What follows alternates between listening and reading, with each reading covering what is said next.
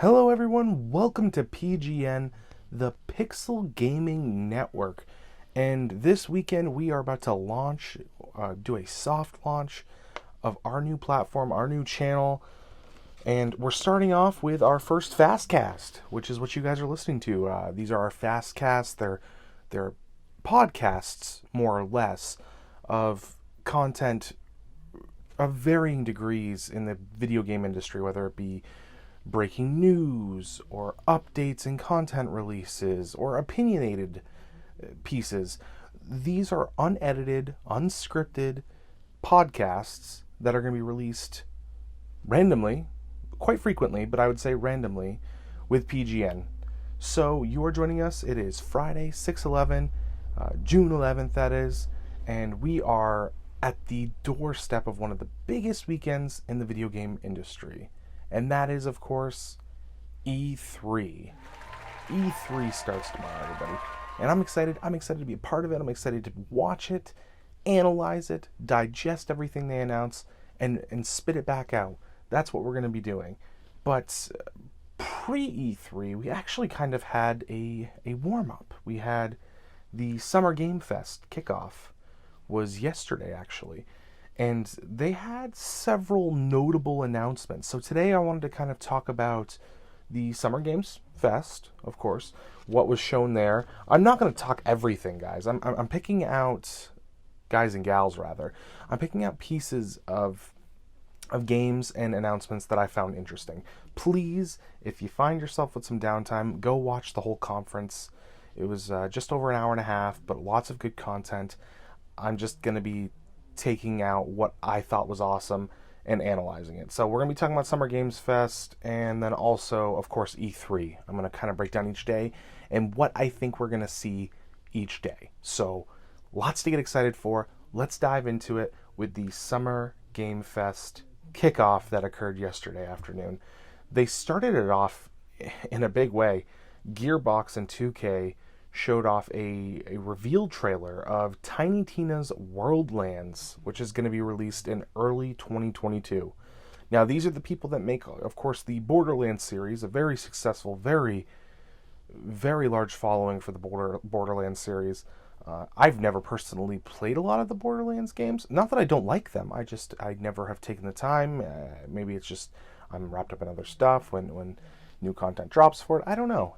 But this game here, Tiny Tina's Worldlands, had me very, very interested. Now, they stated very clearly that this is not a Borderlands game. It's a separate IP. However, they said there's going to be aspects within the game that Borderlands fans are going to enjoy. You can customize your own characters. There's spell casting. It's very much more of an adventure game and maybe less of a looter shooter, but we will definitely see where this goes. We also saw Warzone and Call of Duty Cold War. There was an update for that. We know we're not going to really see a Call of Duty trailer or announcement at E3 this weekend, or probably anytime soon, really. Cold War is still fresh and doing great. Warzone is the popular mode with Call of Duty right now that they're able to just keep fluffing up and adding to, and it's not going anywhere. So we kind of knew we weren't going to get anything new Call of Duty related other than maybe some content updates. And that's exactly what they did. They said, Warzone, this new Warzone and Cold War update goes live June 17th with the Season 4 of Warzone starting. And this update, of course, is going to bring about new weapons, maps, and a whole new zombie mode, which, it's all the rage, of course. Among Us made a showing. Now, Among Us was a little disappointing for me, right? This is a game that got revived from the ashes during the pandemic. We were in a dark place, and a lot of the big streamers picked up this game, and they were able to interact with their community, with other streamers, and it was very exciting. It was a great game, and the game was, like I said, it was revived. And this was an opportunity, I feel like, for the developers to take off with it. And I wanted to see so much more. They did show up. They stated that there's going to be new visors, which are cosmetics for your characters that are available, new colors, and then a new hide and seek mode that's available. One that I was super excited for that I also wanted to bring up was 2 Point Campus, which is not coming until 2022, unfortunately, but created by 2 Point Studios. This is the same studio that created 2 Point Hospital. It's a simulation, more of a comedy simulation game where you operate a hospital, build different sections and treatment areas. You treat patients for these made-up and crazy diseases. Like lightheadedness, patients have light bulbs on their head. And it's fun, it's comical, it's enjoyable. And, the whole business aspect of monetization and running a hospital comes into play. And I'm excited to see how this is brought to a campus environment. And that's what we get to see the trailer for. It's going to be 2 Point campus. It looks like you're building dorms and classrooms based upon what I saw, but it looks to be very exciting.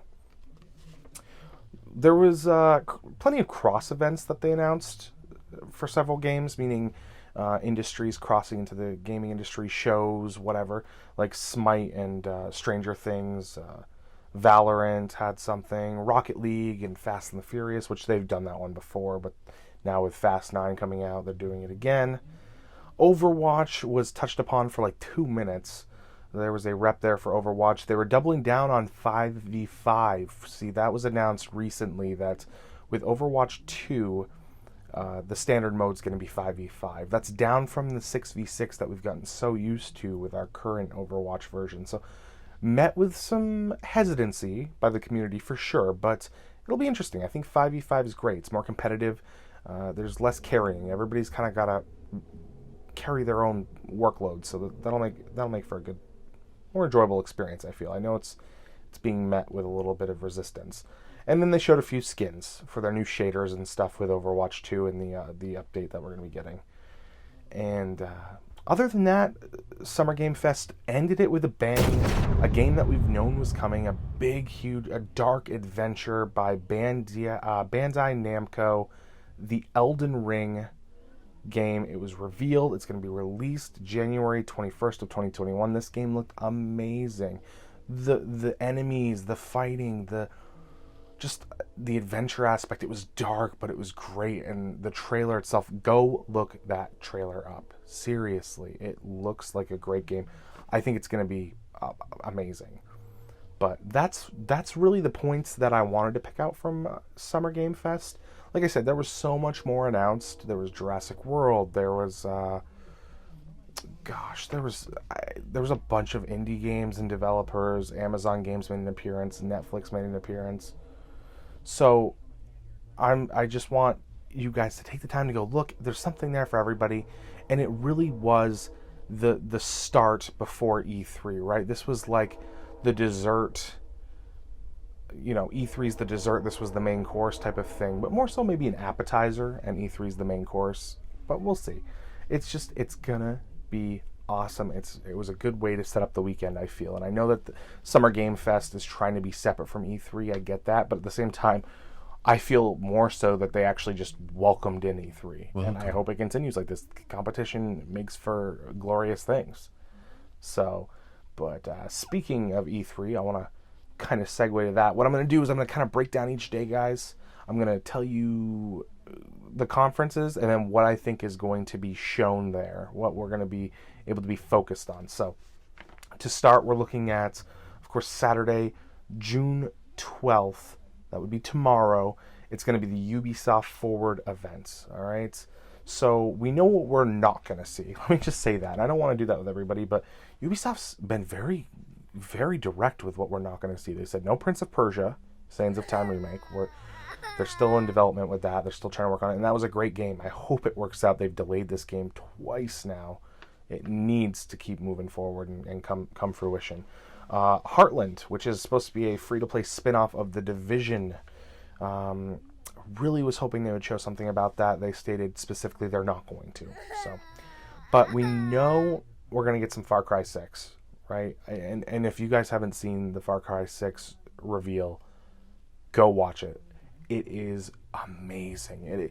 I'm hoping they're going to show us more of the story, the protagonist. I mean, they really give you, in the trailer that I saw, this bad guy that just makes you want to overthrow his whole government, and just it's going to be great. It's going to be amazing. So we're gonna get plenty of Far Cry.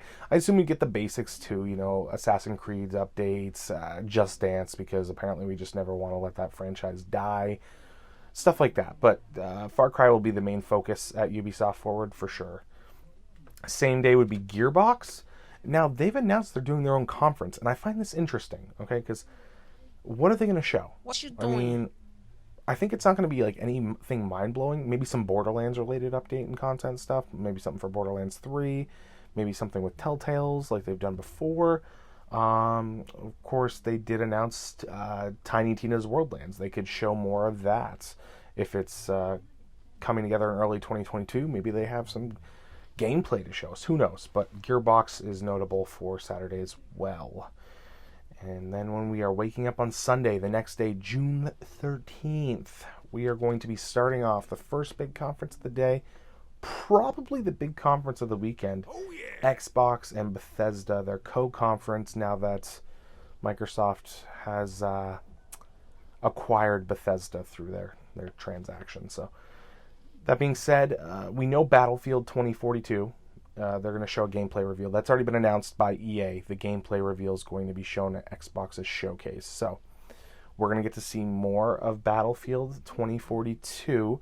It's going to be primarily focused on multiplayer, from what I understand. We're not going to get any sort of battle royale modes, no campaign, just the large multiplayer modes that are going to bring literally armies of people together to fight with each other and against each other. So we're going to get a little more touch on that.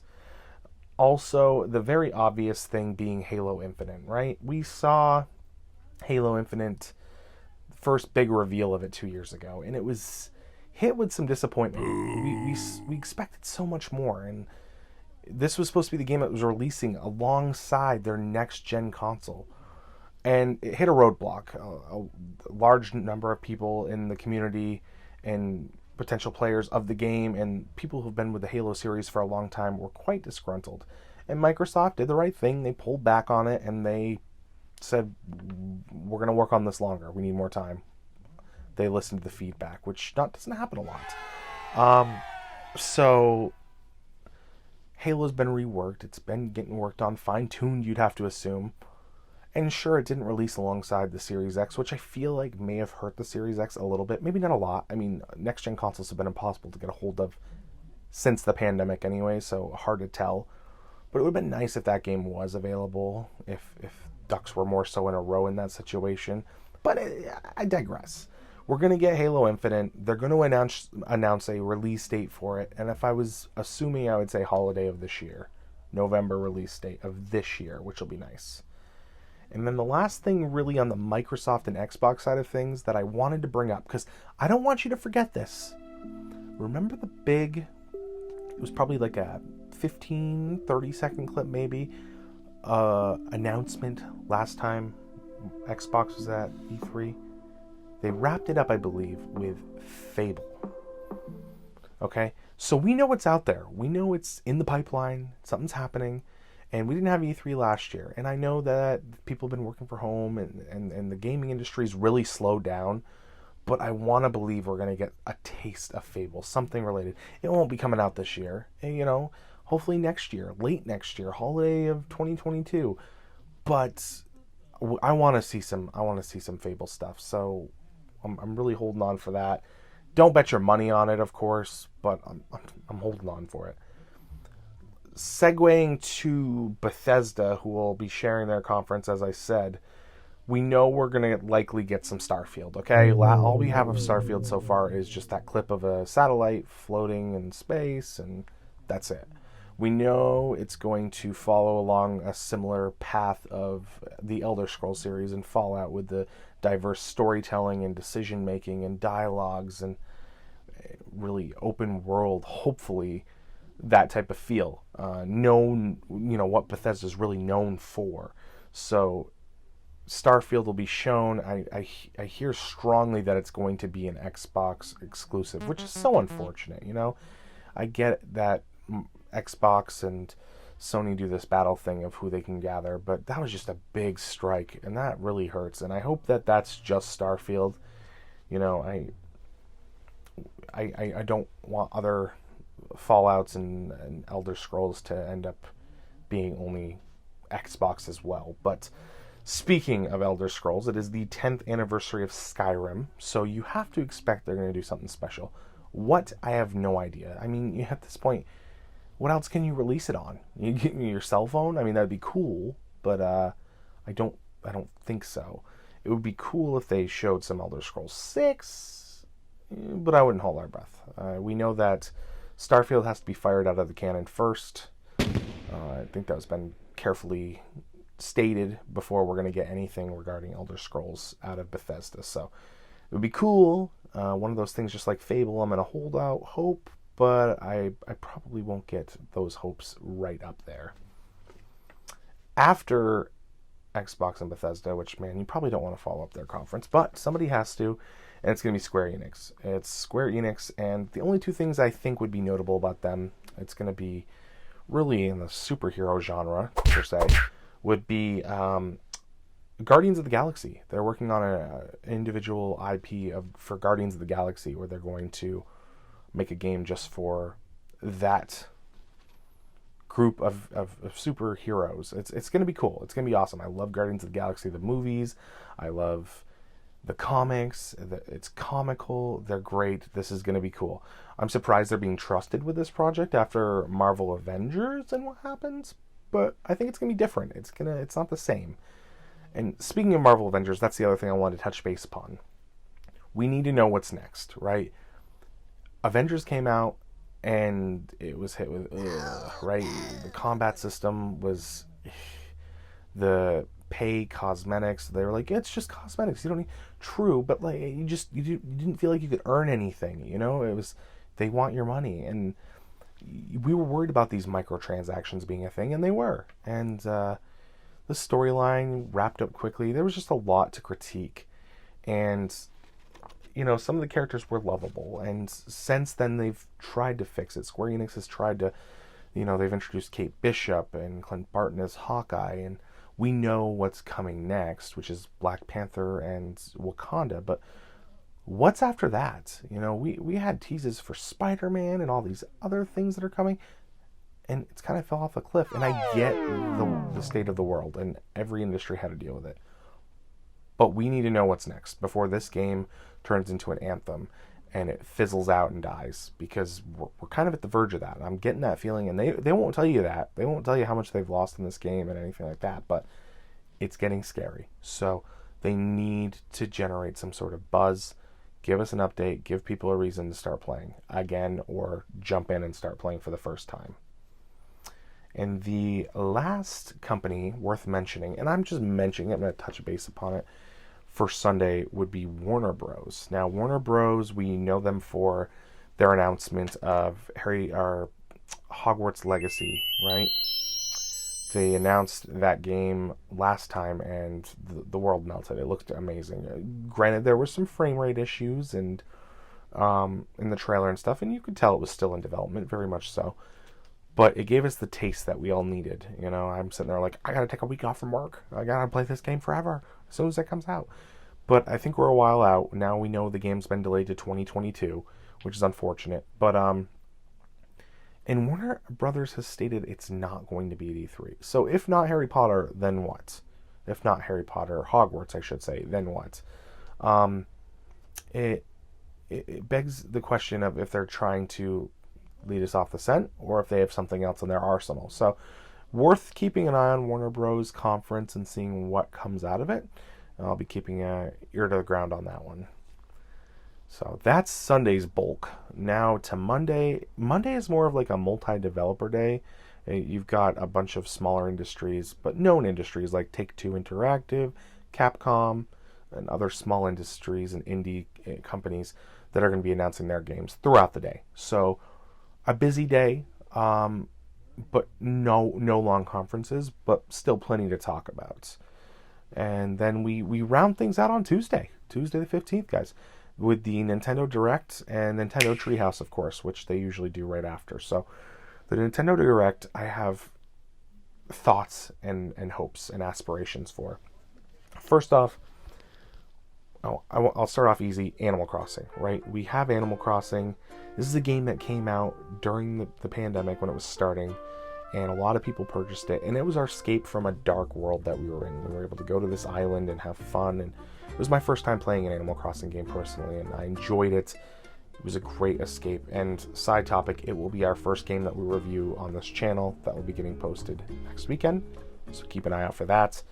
But secondly, we've reached over a year, right? Nintendo said this game was going to be supported for 3+ years. We have reached that year, plus some, that threshold for Animal Crossing. We received regular updates throughout the last year, seasonal updates, fun things to do within the game with the changing of the seasons, new characters to meet.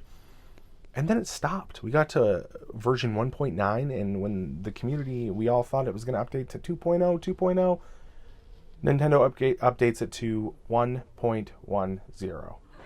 1.10, if such a thing even exists in the world.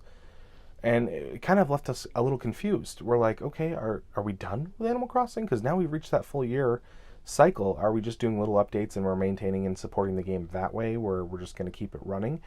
Or when they said they were going to support the game for 3+ years, are there bigger things coming?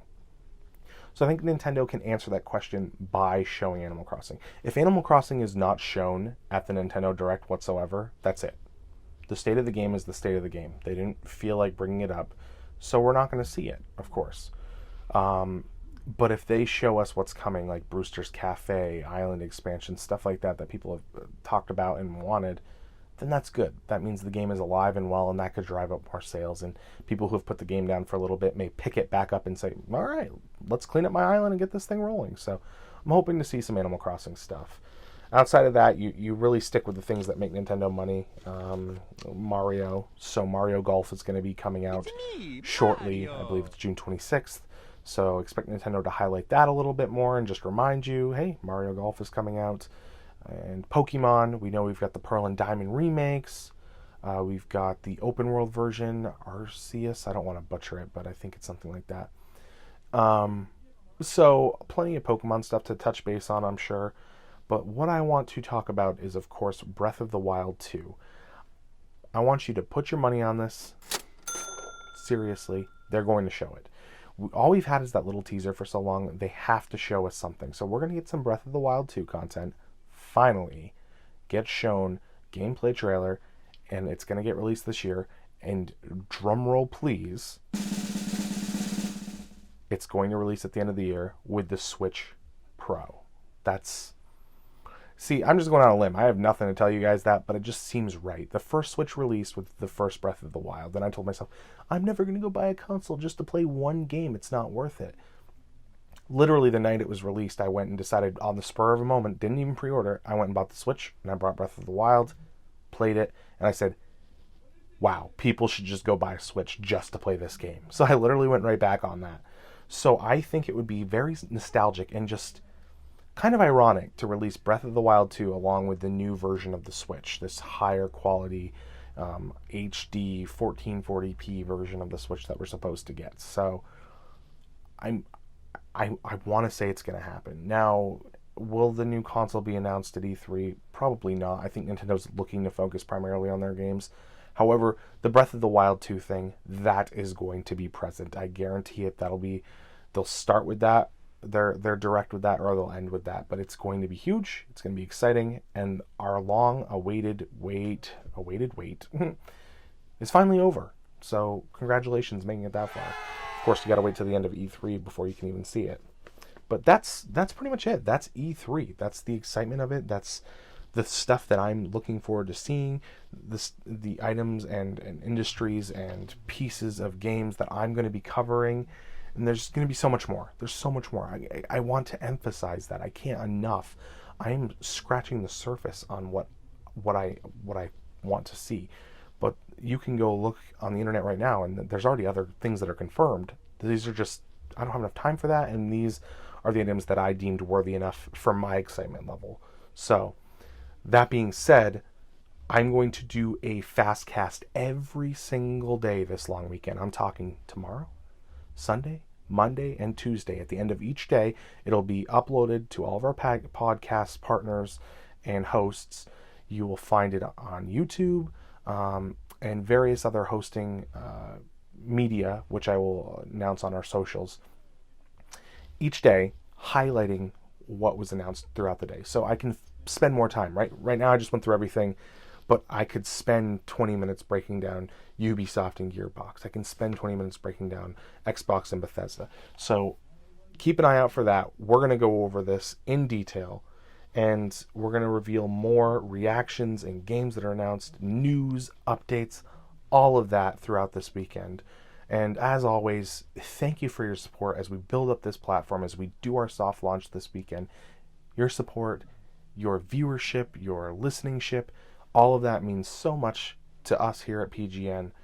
So thank you for tuning in to the Pixel Gaming Network, and I will catch you again next time.